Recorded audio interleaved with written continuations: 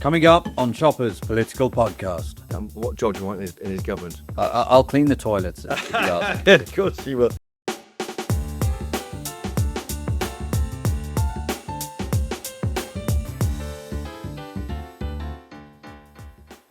Welcome back to Chopper's Political Podcast. I'm Christopher Hope, GB News' political editor, and we're recording as ever live from our studio in the heart of Westminster. I bring you the best guest gossip, news and stories every week on this podcast. Now the budget is just around the corner, with the country crying out for help as people struggle with their daily lives. And different parties are trying to convince the British people that they are the ones that are taking the economy seriously. Last week though, Reform's head of policy, Zia Yusuf, gave this speech at the Spectator's Parliamentarian of the Year Awards, which I thought struck a completely different tone to the room. Here's what we had to say. And Reform is routinely polling at north of 30%. We've got 265,000 members. And I think I speak on behalf of Nigel, who's here tonight, and everyone else at Reform when I say, and we genuinely and sincerely mean this, we could not have done it without you.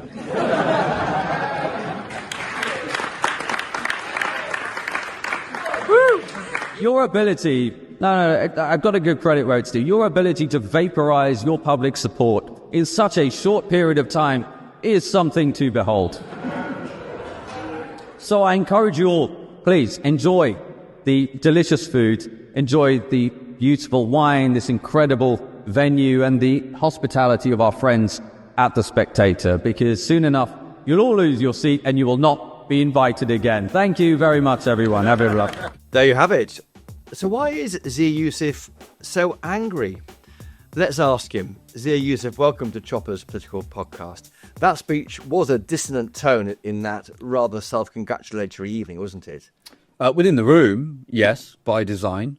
But I think if people around this country, many of whom are suffering under this enormous cost of living burden, who are deeply worried about the erosion of British culture and the open borders we've had for decades, I think if they were to see this backslapping that was going on between the Tories and Labour. I mean, if ever you needed hard evidence of the uni party, I present you Exhibit A, which was that room. And, you had the Home Secretary delivering a speech to guffaws and laughter and clinking of champagne glasses about the small boats again, while so many people are suffering under this.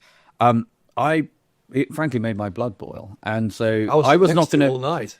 And you're getting more and more cross. Yeah, I could look. It was the second one of those that I have been to, and I hate to go again.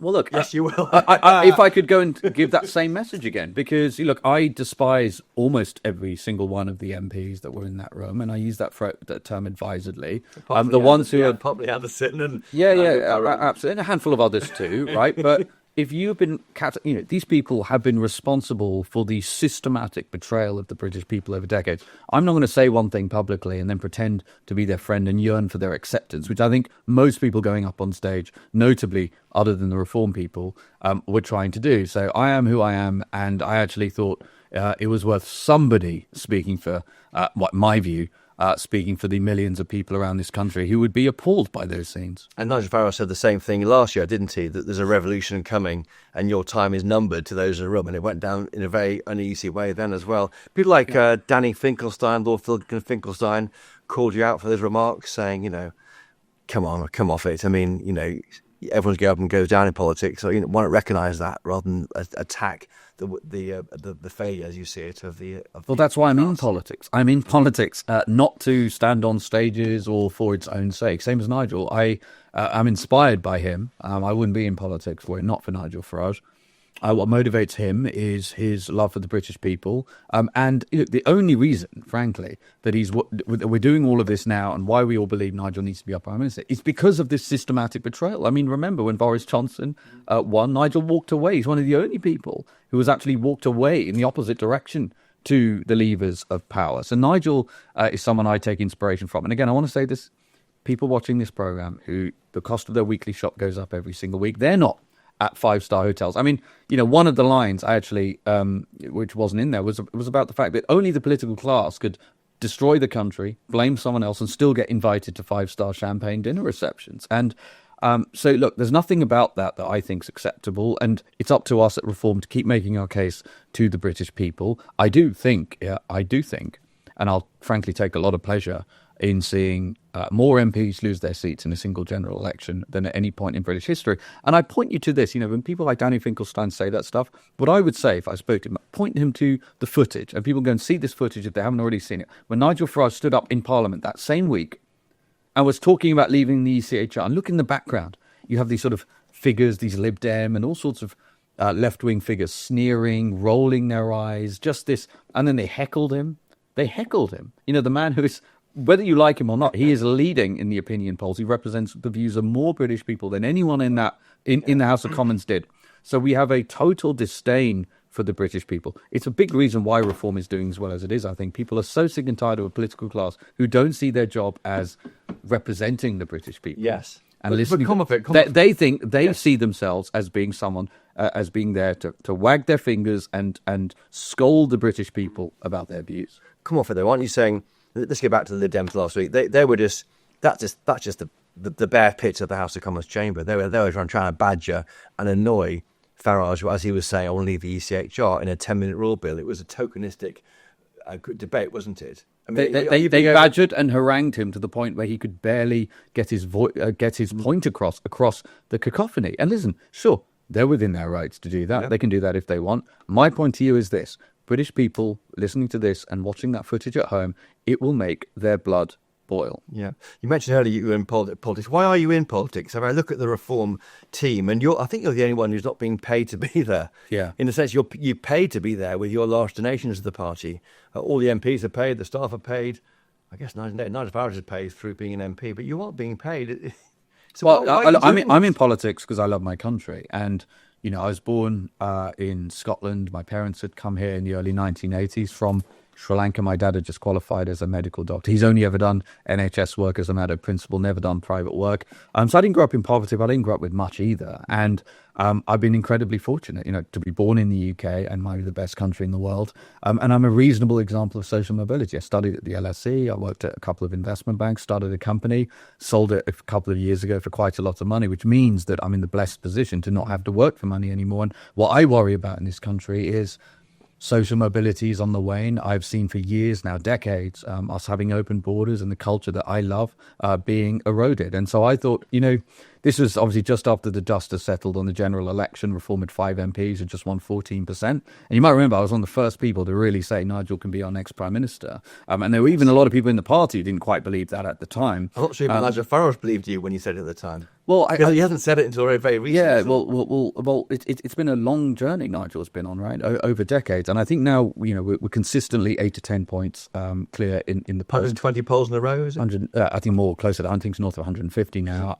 But look, we take nothing for granted. And look, I'm in politics because I want the same opportunity for people in this country that I had. I didn't have kids yet. I want to have kids. I hope they have kids. And I want them to be excited. I want them to be excited about the kind of Britain that my great-great-grandkids will grow up in. And I think Nigel's the man who can deliver that. And I also think, we were just talking about it before we started recording, Reform is currently a receptacle for an awful lot of anger in this country. I think people really underestimate how much anger there is for, and I keep saying it, the systematic betrayal where, you remember it was the Tories who kept saying they were going to get immigration under control, tens of thousands in the manifesto. 5 elections on that promise, I think, or 4 elections. Definitely 4. Yeah, definitely 4 was explicitly stated in the manifesto. And so Reform is a receptacle for that frustration and that anger. And so we wear that responsibility. I'm the head of policy. We've got a great team already working on the solutions to these problems. But I'm in politics because I think Britain's the best country in the world. It's a country that is headed for the rocks and it's worth saving. We're living in a time of what feels like pretty significant social change, and it makes us question things that we've even taken for granted for decades. And one of those at the moment that people are wondering about is actually money. Is the money in your bank account safe? Should you be investing elsewhere? Are we looking at a potential global crash? What will it mean for your savings? Is there a way that you could be using your money that might be outside of government control even? Well, TallyMoney is potentially one solution. So I'm delighted to say that I'm joined today by the CEO and founder of TallyMoney, Cameron Parry. What is TallyMoney? Well, at TallyMoney, you basically get gold you can spend. So we give people an individual account in their name, everyday account. They get a sort code, an account number. They use that account just like they would pounds from their bank, but it's milligrams of gold that we brand as Tally. Okay. Why would you do that, though? What is the benefit to the customer instead of just having a normal pound sterling account? Gold's performance against the pound is above 11% per annum over the last 25 years on average. But we still need money in our daily lives, and we have savings. We know that it's good common sense and prudent to save up for things, not just living credit. You know, whether it's a holiday or a rainy day, your retirement planning, you need to have money in your life, basically, that you can rely on, that's dependable, that nobody meddles with, that nobody can weaponise against you, which is another element of government control when it's the government currency, which we could talk about another time. And it should be pretty simple and straightforward, and that's what we deliver at Tally. And really, we just want people to feel safe and happy with their money. There was a time when the bigger your bank balance, the more confident you felt. Now it's like, I need to do something with it. I can't leave it there. In Tally, you can. Okay, brilliant. Cameron Parry from TallyMoney, thank you so much. Thank you, Bev.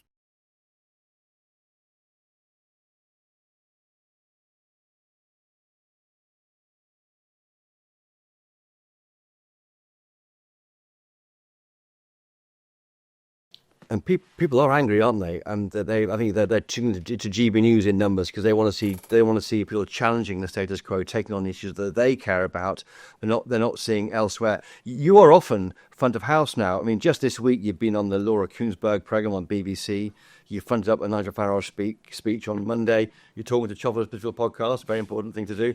But that you are It's the biggest one of all. It's the biggest one of all. But why is that? I mean, you are being pushed front and centre, aren't you? I mean, you more than your colleagues, maybe more than some of the MPs. No, I don't think that's true. I mean, look, we've got an excellent team at Reform. It's funny because people like to claim Reform is a one-man band. And, I mean, if that's true, then Lord knows what the Tories and Labour are. Then they're by definition be no-man bands. So, you know, look, we've got an excellent team at Reform. We've got excellent MPs. And Reform is where it is in no small part because of the team around Nigel, both front of house and behind and behind the camera.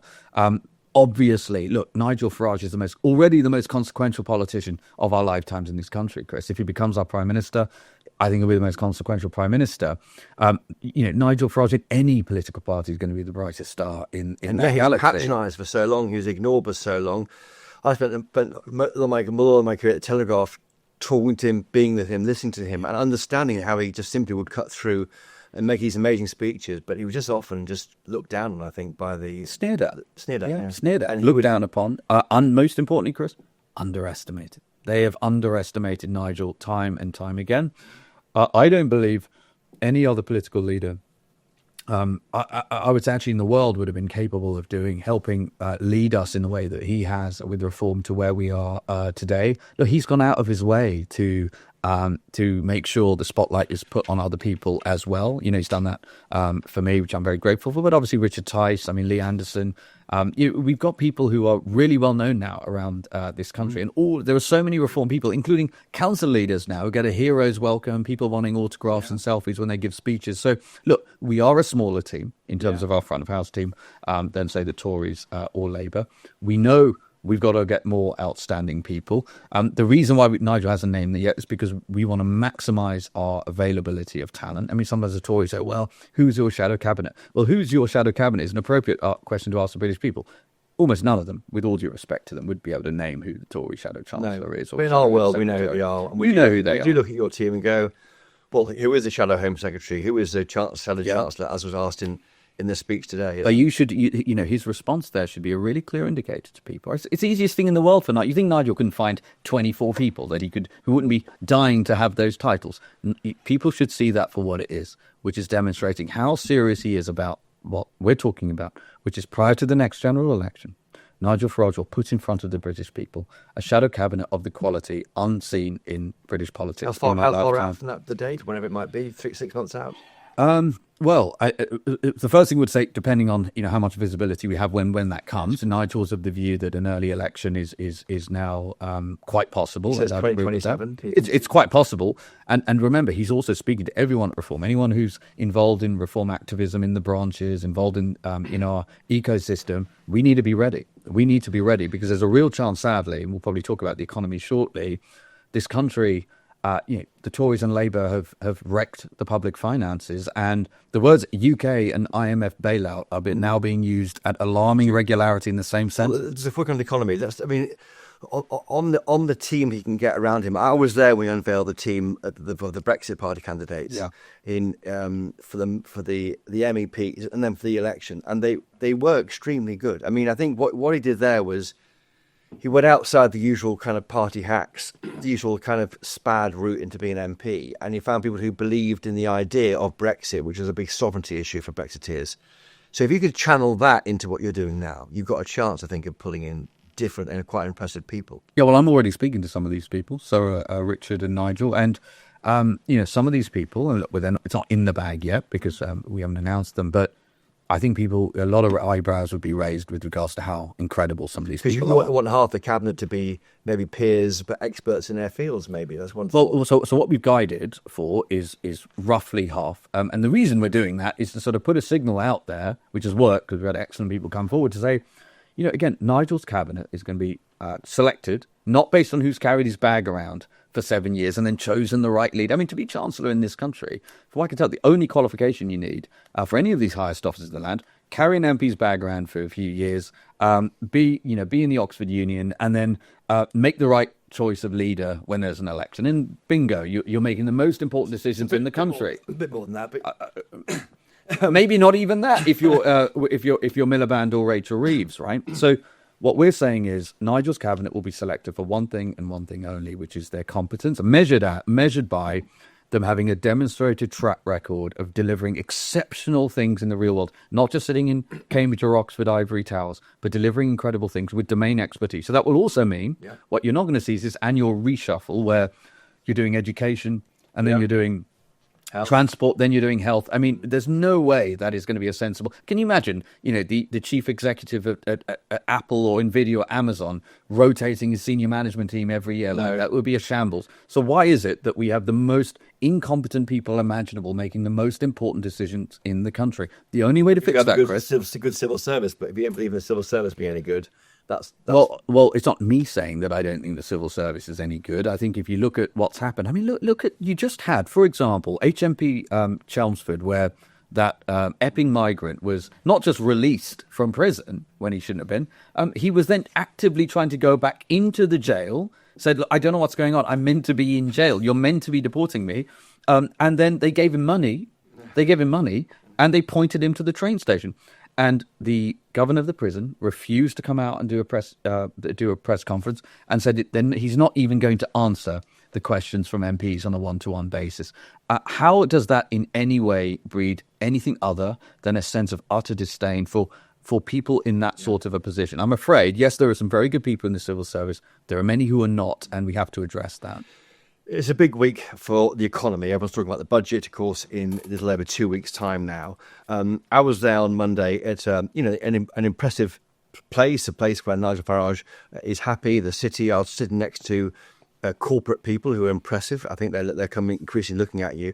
That was a reset speech. It was moving on from the manifesto last year, the contract with the people, which had made various pledges which were quite costly. There wasn't a big top line there to grab the headlines. It was more of the, what I say, vibes, aspirations. And even Nigel Farage said the idea of getting to £20,000 a year before you pay any income tax from £12,500 now is only an aspiration. I mean, do you not think that people want more than that? Well, what Nigel's said very clearly is that, number one, the Tories and Labour have wrecked the country's finances. Reform will restore them. We already know that it's super easy to announce all kinds of tax cuts that sound fantastic. But Nigel takes the business of governance extremely seriously. He is leading in the polls now by some distance. What we're saying is, look, of course, number one, we will cut public spending. We've already announced tens of billions of cuts, and we will announce more and more to come. In fact, we'll announce enough so that if the Labour were to enact them, Rachel Reeves wouldn't need to raise taxes again in the upcoming budget. Labour are raising taxes, according to Capital Economics, at the fastest rate of any Chancellor of the Exchequer in 55 years by a distance. The Tories, the party of fiscal responsibility and living within our means, ran 14 deficits in a row. Every single one of their 14 years they ran a deficit. They near tripled the national debt, and they blew up people's mortgages for good measure. So what Nigel's saying is, look, we do not yet have line of sight on how bad the situation for our economy is going to be. It would be irresponsible, even though it would get front pages and, it would be more fun to be talking here about all of the tax cuts we'd love to do. But the reality is this country, sadly, is being driven off the rocks in terms of economics. And I don't know that necessarily people are fully aware of how bad things already are. The warning lights in terms of sovereign debt are already flashing. The 30-year bond yields for this country, the borrowing costs for this country on a long-term basis, already not far off multi-decade highs.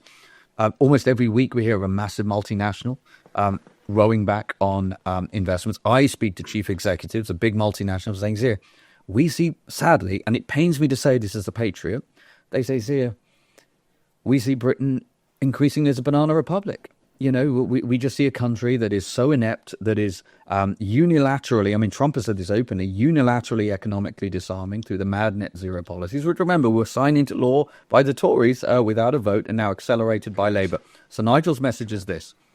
Yes, we will cut spending, public spending. We will no longer waste taxpayer money, for example, on prioritising foreign nationals. We'll put British people first.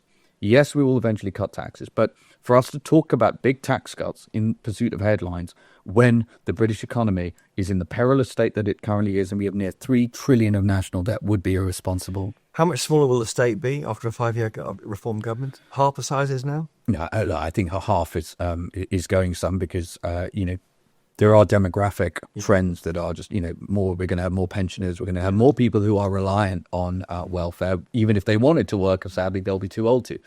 So we're not going to get to half. However, quarter. Well, here are the things that we've already talked about. Number one, for example, UK welfare payments should only be payable to UK citizens. Full stop, end of story. And by the way, if that means having a mighty row and argument with the European Union about people who are on settled status, so be it. It's funny, people go, well, Zia, what about the EU? Yeah, we're going to actually have a prime minister and other people around Nigel who will go and negotiate on Britain's behalf. I know that sounds insane and crazy and radical, but Trump has shown what can be done. Look at the deal he did with the European Union. It was, people were taken aback by what he managed to get out of it. Settled status wouldn't get more benefits.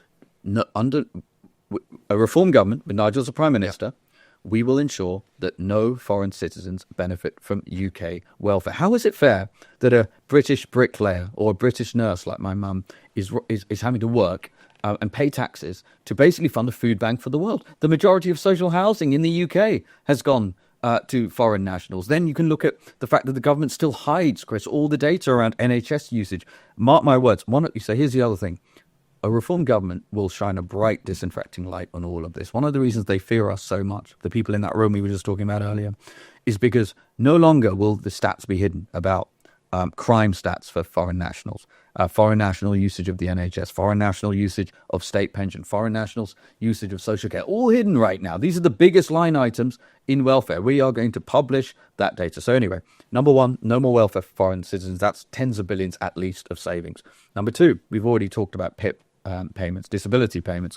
That's 9 billion if we stop paying PIP payments for people with low-level, non-serious anxiety and combine that with saying we're going to go back to what we were before COVID, where in order to get taxpayer assistance, you have to be assessed in person. That way, we have both sides of the necessary conversation on welfare, Chris, which is, yes, it's critical that the people who need taxpayer support to go about their day-to-day lives get it. That's critical. That will remain at reform. There's another half to the conversation on welfare, which is making sure that nobody who does not need that assistance gets it. We're never having that conversation. So reform are very clear we're going to do that. That's another 9 billion by the end of Parliament. We can talk about net zero. Aside from the enormous impact it has in terms of suffocating economic growth because of what it does to energy prices, we're also going to make sure that, for example, almost £2 billion a year that's being spent as we speak on capturing carbon, thanks to Mad at Miliband. We're going to stop that nonsense. How do you bring people with you? You've mentioned there foreigners and those. So critics say that's language of division. How do you take on those people when you say? Well, I think that we seem to have lost track in this country, particularly in the political class and in some sections of the media, thankfully, and notably not here at GB News, that the duty of the government, of His Majesty's government of the United Kingdom, is to look out for, promote, and optimise for the interests of citizens of the United Kingdom, not citizens of foreign countries. And I defy you, try going to Saudi Arabia and trying to claim benefits as a foreign national. Yeah. See how you get on. Same with the UAE, same with any number of other countries we talk about. This country for too long has been taken advantage of, and people are sick and tired of it, Chris. And your colleagues, you had that falling out with Sarah Poachin over remarks about the burqa. No, hold on. Let me Was there a falling out? No. What are you doing? I did not fall out with Sarah Poachin at all about the burqa. You resigned over it and came back. Yeah, I resigned it because I put out an intemperate tweet, which I would be the first one to say was intemperate, and I regret. Sarah's a really good friend. I speak to her every day. Not the fell out, yeah. And how different is it to being in politics to being in business? I think you're fascinating because when you're in business, you employ people, they do what you say, that you pay and they go home. But politics is completely different. You have to really bring people with you. I think for Farage, I look at Nigel Farage, he's someone who doesn't really take things to heart. I think the criticism he gets in the press, he just goes back, takes it on the argument. He wants to win the argument. I know he is a bit brittle, I think maybe around some of his team. I've heard that in the past, but I think he is someone, that's how he survives, by just carrying on towards the goal. I mean, Nigel has a thicker skin than anyone I've ever met, full stop, period, in any walk of life. And I've met some titans in business too. Nigel's a whole nother level. Look, politics is how are you coping though? the business of politics? Yeah, so look, I'm still relatively new to politics. I've only been in politics for like 17 months. Feels like 17 years to me. But look, I'm still learning. I've made mistakes. I try to learn from those mistakes. But the most important thing about what I do now, Chris, unlike in business, like I said, I don't get paid. I do this because I love my country and I love the people in this country. And so you have this huge sense of meaning, and I consider it a privilege. In fact, after I sent that intemperate tweet to the resignation, I was inundated with messages and emails, and since I've seen letters that then came through after the fact, just telling me how important reform is to people. And look, I get not everyone supports reform, but for the people who do, many people who do and who are watching this right now, reform isn't just another political party. Reform for many people in this country, I think millions in this country, and I hear this from people all the time, they see it as their last hope for this great country, to be a country in which their children and their children's children, they can feel confident and proud for them to live in. And so I take that, as does everyone at Reform, extremely seriously. It's a privilege to do what I do. And for you personally, the toll's been quite a lot. I mean, I don't know if you have protection, but we know Nigel Farage has protection. You've talked about it. There's things I don't know about and wouldn't talk about on air, but it's difficult. So what you sign up for? It is difficult. Nothing worth doing in life is easy. I wouldn't change it for the world. I do what I can to, as I said, to move that tiller we talked about in the direction of prosperity for this country, of sovereignty for this country, and frankly, to try to speak as much as I can for people who don't have a voice, Chris. And I think that's why GB News has been successful, because I think you people at GB News say things that are just demonstrably true that many other news networks won't talk about, and people find that refreshing. And here at Reform, again, whether you like what we're saying or not, I promise you this: we believe what we're saying, and we will go right to the hill to defend it. What job do you want in his government? Well, that's going to be a decision. That's going to be a decision for Nigel. Okay, this is Zia Yusuf. I'll clean the toilets. Yeah, of course you will. Zia Yusuf, the policy chief at Reform UK. Thank you for joining us on Chopper's Political Podcast. Great to talk for longer than our usual 5-minute interviews on the channel. I tweet at Christopher Hope on X. What's your Twitter account? At Zia Yusuf UK. Okay, send them your thoughts. I might send us both your thoughts on this podcast, or email me chopper@gbnews.uk. If you enjoyed this podcast, please leave a 5-star rating and a review. That helps other people to find it on wherever you find it, Apple Podcasts, Spotify, elsewhere. Thanks to the great team of colleagues behind the podcast, Mick Booker and Jeff Marsh back at the base camp, and the podcast worker bees, Rebecca Nunes and George McMillan. And most importantly of all, thank you for listening. If you want more Chopper in your life, and Zia Yusuf does, catch me during the week on GB News with your latest political stories and updates. And of course, our great reporting of all political news and other things too on our website, gbnews.com. But until next time, from this podcast, cheerio!